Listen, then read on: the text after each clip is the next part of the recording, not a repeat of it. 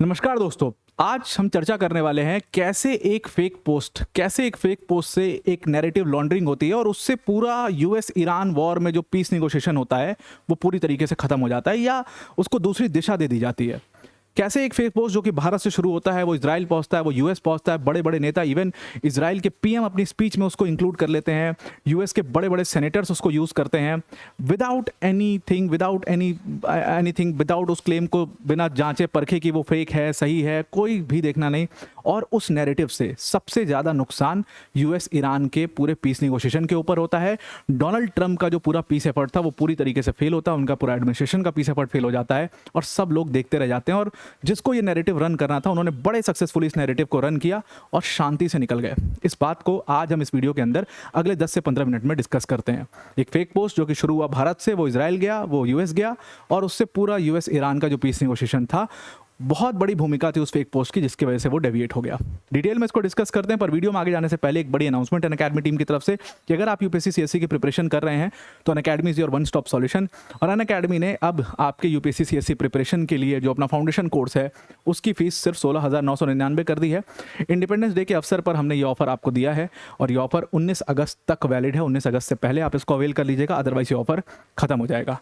ध्यान रखिएगा, अगर आप 80 लकी लर्नर्स में से होंगे, क्योंकि हमारे 80 साल हो चुके हैं इंडिपेंडेंस को, तो आपके लिए 100% का रिफंड भी इसमें प्रोवाइड किया जाएगा। लिंक इसके डिस्क्रिप्शन में है, उस पर क्लिक करके आप इस कोर्स को ज्वाइन कर सकते हैं और आप मेरा कोड इस्तेमाल कर सकते हैं APYT10। इस कोड को इस्तेमाल करके आपको इस ऑफर पर ये पूरा फाउंडेशन बैच मिल जाएगा। Now let us come back to the topic. हुआ क्या, तो 5 अगस्त को कहते हैं कि 5 अगस्त को एक क्लेम बहुत ज़्यादा वायरल हुआ और इस क्लेम में को न्यूज़ चैनल्स ने अपने चैनल पर चलाया। विदाउट न्यूज़ चैनल तो वैसे भी इन्वेस्टिगेट नहीं करते कि ये फेक है नहीं है, बहुत सारे न्यूज़ चैनल्स नहीं करते हैं वो, चाहे वो भारत में हो, चाहे वो इजराइल में हो, चाहे वो यूएस में हो, चाहे वो ईरान में हो, किसी भी कंट्री का न्यूज़ चैनल है वो जनरली इन्वेस्टिगेट नहीं करता है। आज की डेट में मेन स्ट्रीम मीडिया की ये स्थिति हो चुकी है।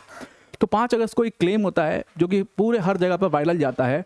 उसको अमेरिकन सेनेटर्स जो हैं, क्योंकि अब फिर न्यूज़ चैनल पर चल गया तो अमेरिकन सेनेटर्स ने उसको रिपोस्ट किया, बड़े बड़े लीडर्स ने उसको रिपोस्ट किया, इवन इजराइल के प्राइम मिनिस्टर बेंजामिन नेतन्याहू ने अपने स्पीच में उसके बारे में कह दिया। और उसकी वजह से ये हुआ कि यूएस ईरान के जो पीस टॉक्स चल रहे थे, जहां पर वो स्टेट ऑफ हॉर्मुज को दोबारा खोलने की बात थी, ईरान ने भी कह दिया था कि हम खोल देंगे, यूएस ने भी इसको, मतलब यूएस ने तो बिल्कुल कह ही दिया था कि आपका स्टेट ऑफ हॉर्मुज ऑलमोस्ट खुल ही चुका है। ये सब कुछ इस एक क्लेम की वजह से, इस एक पोस्ट की वजह से सब कुछ बर्बाद हो जाता है और सारा टॉक्स जो है वो डेविएट हो जाता है न्यूक्लियर की तरफ। न्यूक्लियर के ऊपर बात होने लगती है और दोबारा से ये वॉर आपको शुरू होता हुआ दिख जाता है। ये पूरा मामला है इस पूरे एक फेक पोस्ट का जो कि ट्विटर पर किया गया था। आगे बढ़ने से पहले एक छोटी सी बात मैं कहना चाहता हूं कि ये मेरा टेलीग्राम चैनल है, इसको आप ज़रूर से स्कैन करके ज्वाइन कर लीजिए। अगर आप यूपीएससी सीएससी की प्रिपरेशन कर रहे हैं तो ये आपके एक मेंटरशिप सपोर्ट की तरह ये पूरा चैनल काम आएगा और एक पीयर ग्रुप की तरह काम आएगा, जहाँ पर हम previous year questions, daily news articles और इनकी PDFs और वो पूरे आर्टिकल्स में क्या क्या था, क्या पर्सपेक्टिव से बताया गया है, वो सब हम डिस्कस किया करते हैं। अमूमन ये डिस्कशन होता है और हर दिन लगभग मैं क्वेश्चन वोश्चन उसमें पोस्ट करता हूँ। तो लिंक इसका है, ये आपको यहाँ पर QR दिख रहा है, इसको स्कैन करिए, आप मेरा चैनल ज्वाइन कर लीजिए या डायरेक्टली आप आदित्य प्रताप पॉलिटियन IR भी सर्च कर सकते हैं। अब ये जो पूरा पोस्ट था ये रहा, ये रितिका नाम की ID है जो कि ट्विटर पर थी और यहीं से इसी पर्टिकुलर ID से ये पोस्ट किया गया था। इन्होंने क्या लिखा है रितिका जी ने, अब रितिका जी असल में एग्जिस्ट करती है नहीं करती इसके ऊपर भी बहुत ज़्यादा कुछ बात नहीं है, इसके ऊपर भी इसको वेरीफाई नहीं किया जा पा रहा है कि ये असली आदमी की ID है भी कि नहीं है, या रितिका नाम से किसी और ने बना रखा है। ज़्यादातर चांसेस है कि रितिका नाम से किसी और ने बना रखा है और हो सकता है ये इंडियन नहीं भी है, ये पर्सन इंडियन है ही नहीं। रितिका नाम की ये पूरी ID है। इन्होंने एक दिन 5 अगस्त का ये पोस्ट है, उसमें कहा कि दुनिया में बढ़ते तनाव के बीच ईरान की बड़ी चेतावनी, IRGC चीफ अहमद वाहिदी का बड़ा बयान। अहमद वाहिदी, अगर IRGC चीफ के नाम से कोई बयान दिया जा रहा है तो आप समझ सकते हो कितना सीरियस नेचर का होगा, क्योंकि इस समय पर पूरे ईरान को कहते हैं कि पूरे IRGC को चला ही अहमद वाहिदी रहे हैं क्योंकि वो चीफ हैं और मतलब इस वॉर को कंटिन्यू करने में IRGC का बहुत बड़ा रोल है। तो Ahmad Vahidi is a very important person. Ahmad Vahidi का बहुत बड़ा बयान, जब तक US और इजराइल के पास न्यूक्लियर वेपन्स हैं तब तक एनरिच्ड यूरेनियम या न्यूक्लियर वेपन्स पर कोई बातचीत नहीं होगी। यानी कि बतौर ईरान, बतौर अहमद वाहिदी ये कहा जा रहा है कि कोई भी बातचीत होगी ही नहीं न्यूक्लियर वेपन्स के ऊपर, हम एनरिच्ड यूरेनियम के ऊपर कोई बातचीत नहीं करेंगे। और उन्होंने साफ किया कि ईरान अपनी नेशनल सिक्योरिटी के लिए इस पर काम जारी रखेगा, मतलब कि ईरान कंटिन्यू करेगा न्यूक्लियर वेपन को बनाना और हम हथियार खत्म करेंगे तभी हम भी खत्म करेंगे। यानी कि US और ईरान अपना न्यूक्लियर वेपन जब गिव अप करेंगे तभी आप एक्सपेक्ट करना हम अपना न्यूक्लियर वेपन गिव अप करेंगे, वरना हमें न्यूक्लियर वेपन गिव अप करने की कोई ज़रूरत नहीं है, हम उसको बनाते रहेंगे। ये बात अहमद वाहिदी ने कह दी बतौर इस आर्टिकल के, बतौर इस पर्सन ऋतिका के। अब ये ऋतिका जी ने पोस्ट कर दिया 5 अप्रैल को, ये पूरी जो हैंडल था, ट्विटर हैंडल, इस पर पोस्ट किया। जब इसको देखा गया कि ऋतिका जी हैं कौन, ना ये किसी गवर्नमेंट डिपार्टमेंट से हैं, ना कोई ऐसी जगह पर ये वर्किंग है या ऐसे रिसर्च इंस्टीट्यूट में वर्किंग है जहाँ से इनके पास इंटेल आ सकता है, बस इनकी आईडी में प्राउड इंडियन लिखा हुआ है, उसके अलावा कुछ नहीं लिखा हुआ है, जिससे कहा जा रहा है कि चांसेस बहुत ज़्यादा हैं कि ये फेक आईडी है, जाहिर सी बात है। और उस फेक आईडी से ये फेक क्लेम एक नैरेटिव के तौर पर चलाया गया। और क्योंकि इसमें आईआरजीसी अहमद वाहिदी का नाम ले लिया और अहमद वाहिदी ये कह रहे हैं कि भाई न्यूक्लियर एम्बिशंस हम अपने जारी रखेंगे, हम अपने न्यूक्लियर वेपन्स को बनाते रहेंगे, ये बात अपने आप में बहुत बड़ी बात है। और ईरान का एक तरीके से एडमिशन है, यानी कि ईरान ने एडमिट किया कि वो न्यूक्लियर वेपन्स बना रहे थे और न्यूक्लियर वेपन्स को बनाएंगे, मिलिट्री पर्पज़ के लिए बनाएंगे। तो ये एक बहुत बड़ा कंसर्न हो जाता है और इससे यूएस और ईरान की पॉलिसी के ऊपर बहुत बड़ा इंपैक्ट पड़ता है। इसी पोस्ट में यहाँ तक कि ये भी कहा जा रहा है कि न्यूक्लियर वेपन के ऊपर कोई डिस्कशन ही नहीं होगी। हालांकि रियलिटी में देखें तो ईरान ने न्यूक्लियर वेपन्स के ऊपर सबसे पहले डिस्कशन किया है यूएस के साथ में, क्योंकि उसी से वॉर शुरू हुआ था। जो झगड़ा है ईरान और यूएस के बीच में आज की डेट में, वो तो स्ट्रेट ऑफ हॉर्मुज है। न्यूक्लियर वेपन के ऊपर तो कोई झगड़ा ही नहीं है उनका, वो तो स्टेट ऑफ हॉर्मुज और डैमेजेस को लेकर के लड़ रहे हैं, कंपनसेशन को लेकर लड़ रहे हैं कि भाई हमारा तुम डैमेजेस पे करो जितना तुमने हमने नुकसान किया है। तो ईरान के तो डिमांड्स ही बिल्कुल अलग है। न्यूक्लियर वेपन के ऊपर तो आप कोई बातचीत भी होते हुए नहीं देख रहे हो, क्योंकि ईरान भी इस बात को जानता है कि उनका न्यूक्लियर प्रोग्राम बहुत पीछे जा चुका है। जो उनके न्यूक्लियर एस्टैब्लिशमेंट से उसको इतना डेंट दे दिया है इन लोगों ने कि उसको वो रिकवर करने में 5-6 साल 10 साल का समय लगेगा। इसीलिए उस पर बहस करने से कोई फायदा नहीं है। ये बात तो ईरान को भी बहुत अच्छे से पता है कि वो अभी तो उसको परस्यू नहीं कर पाएंगे इस पूरे प्रोग्राम को, बाद में धीरे धीरे। और अगर उनको न्यूक्लियर वेपन बनाना भी होगा, एक बात आप इतने साल से दिमाग लगाइए कि वो उसको पूरे ढिंडोरा पीट के, अहमद वाहिदी इस तरीके से ढिंडोरा पीट के थोड़ी न्यूक्लियर वेपन बनाएंगे। वो अपना बनाना भी होगा, शांति से बना लेंगे, जैसे सारे देशों ने बना लिया। सारे देशों ने बनाया, टेस्ट किया, तब जब टेस्ट किया तब पूरी दुनिया को पता चला कि इन्होंने न्यूक्लियर वेपन बना लिया। तो ईरान क्यों उसका ढिंडोरा पीट करके न्यूक्लियर वेपन बनाएगा, वो भी बहुत बड़ा अपने आप में सवाल है। तो ये तो अपने आप में समझ जाना चाहिए था कि एक फेक नैरेटिव है। लेकिन अब ये जो पूरा क्लेम किया गया, इसका कोई भी एविडेंस नहीं था, इनके पास कोई भी सोर्स नहीं था। वहीदी ने कहा अब जंगल में मोर नाचा किसने देखा, वहीदी ने कहा, तो आपको कैसे पता, किसी को नहीं पता। अब ये धीरे धीरे यहाँ से फैलते चला जाता है और आगे तक पहुँचता है जो ये पूरा क्लेम यहाँ पर किया गया था। जब देखा गया कि इस आईडी के बारे में, ये आईडी है कैसी, तो ये आईडी बेसिकली जो नवंबर 2021 में क्रिएट हुई थी, नवंबर 2025 में ट्विटर ने इसको वेरीफाई कर दिया अचानक से। 4 बार इसका जो अपना यूज़र नेम है इस आईडी का चेंज हो चुका है। अब ये पोस्ट, एक फेक पोस्ट जो कि भारत के नाम पर किया गया, ये इजराइल कैसे पहुंचता है? ये पोस्ट बनाया गया और इजराइल में एक चैनल है मोसाद कमेंट्री नाम से, जिसको लोग ये समझते हैं कि ये मोसाद इंटेलिजेंस का अपना एक अनऑफिशियल टाइप का चैनल है। हालांकि मोसाद जो फॉरेन इंटेलिजेंस एजेंसी है, उसने कभी भी कहीं भी ये क्लेम नहीं किया कि वो इस ट्विटर चैनल से रन होंगे, ऐसा कुछ भी क्लेम नहीं है, कोई भी ऑफिशियल अकाउंट नहीं है वो। लेकिन मोसाद क्योंकि नाम है, मोसाद कमेंट्री, तो लोगों को लगता है कि ये भाई अनऑफिशियल टाइप में ऑफिशियल अकाउंट ही है। और जो ये बात बोल रहे हैं बहुत सही बोल रहे हैं। इन्होंने इसको रिपोस्ट कर दिया और 1 मिलियन फॉलोअर्स ने इसको तुरंत ही देख लिया, तुरंत उसको क्लेम कर दिया। अब उसमें कहा गया कि the regime is not preparing to abandon its nuclear ambitions. Iran के लिए हाई टाइम है, क्यों इजराइल के लिए हाई टाइम है, क्योंकि ईरान जो है वो अपने न्यूक्लियर एम्बिशंस को तोड़ने के लिए तैयार नहीं है और इसलिए हम कोई भी डील नहीं करेंगे।